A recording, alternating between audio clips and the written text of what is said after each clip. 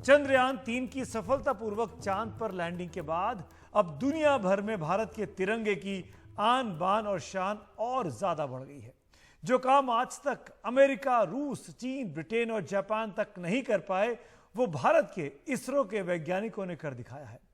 अभी के वक्त में हमारे दो रोबोट लैंडर विक्रम और रोवर प्रज्ञान चांद के दक्षिणी छोर पर मौजूद हैं और अपने रिसर्च और डेटा कलेक्शन का काम बखूबी कर रहे हैं। अब इससे बड़ी खबर आपको और बताता हूं, ध्यान से सुनिए। भारतीय स्पेस प्रोग्राम की उपलब्धि के बाद जापान भारत से अब मदद मांग रहा है। वो जापान जिसने दुनिया को बड़ी बड़ी टेक कंपनियां दी हैं, वो जापान चाहता है कि हम उसका बनाया हुआ रोवर चांद पर पहुंचा दें। भारत की इसरो और जापान की स्पेस एजेंसी JAXA जैक्सा ने हाथ मिलाए हैं मिशन ल्यूपेक्स के लिए। क्या है ये मिशन, ध्यान से देखिएगा। भारत के सहारे चांद की सैर जापान करना चाहता है।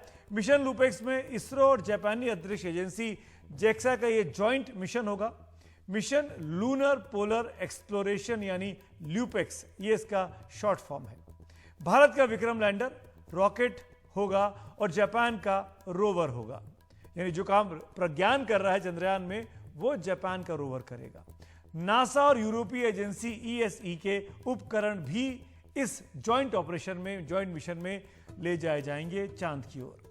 दरअसल बड़ा काम जो लिया गया है दोनों देशों ने हाथ जोड़कर, वो ये कि चांद पर पानी की तलाश करने की कोशिश करना। चांद के दक्षिणी छोर तक जाने का करिश्मा आज तक कोई भी विकसित मुल्क नहीं कर पाया है, जबकि दुनिया भारत को विकासशील देश कहती है और अब हम चांद पर पहुंचने की इस रेस में सबसे आगे निकल भी चुके हैं। और सबसे बड़ी बात यह कि बेहद कम पैसे के इस्तेमाल करके हमने और हमारे वैज्ञानिकों ने यह कामयाबी हासिल की है। आप शायद जानते होंगे कि Toyota, Honda, Sony, Canon, Panasonic और मित्सुबिशी जैसी जापानी कंपनियों की दुनिया भर में धमक है, लेकिन जापान को समझ में आ गया है कि कम पैसे में, किफायती में और पूरी सफलता की गारंटी के साथ अगर चांद पर उतरना है तो भारत से हाथ मिला लेना चाहिए।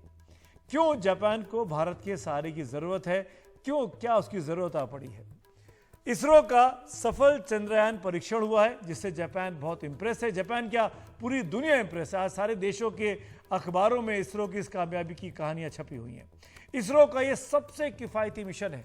रूस ने अभी कुछ दिनों पहले जो लूना भेजा था, लूना 25 जो क्रैश कर गया, उसके मुकाबले हमारा मिशन जो है चंद्रयान-3 वो बहुत ही ज्यादा किफायती रहा, सबसे सस्ता आप इसको कह सकते हैं। यहां तक कि हॉलीवुड की बड़ी बड़ी बजट की फिल्मों से भी कम पैसों में हमने चांद को छू लिया है। जी हाँ, बारबी और ओपनहाइमर जैसी जो फिल्में आई हैं जो बहुत सुपर हिट हुई, उनके मुकाबले हमारी ये अंतरिक्ष की कामयाबी काफ़ी कम पैसों में हुई है। बारबी 1200 करोड़ की फिल्म थी, हमने 600 सवा 600 करोड़ में चांद को छू लिया है। ये है हमारी कामयाबी की बहुत बड़ी दास्तान, इसीलिए दुनिया इसरो पर भरोसा कर रही है। तो ये हम आगे बढ़ेंगे, उसके पहले सुनते हैं क्या कहना है सोमनाथ साहब का, जो कि इसरो के मुखिया हैं। Is it going to be the last in the series of Chandrayaan, or more Chandrayaans will be sent in future? Nothing is last. So based on the scientific findings, and if there is sufficient science that are likely to come out of it, something useful can come out of it, we will plan more. But there is currently a discussion going on between Japan and India on the possible rover mission, which is rover of Japan, a lander of India, and rocket provided by Japan. So that if that goes to some direction, we may continue. Otherwise, we have to propose new different missions.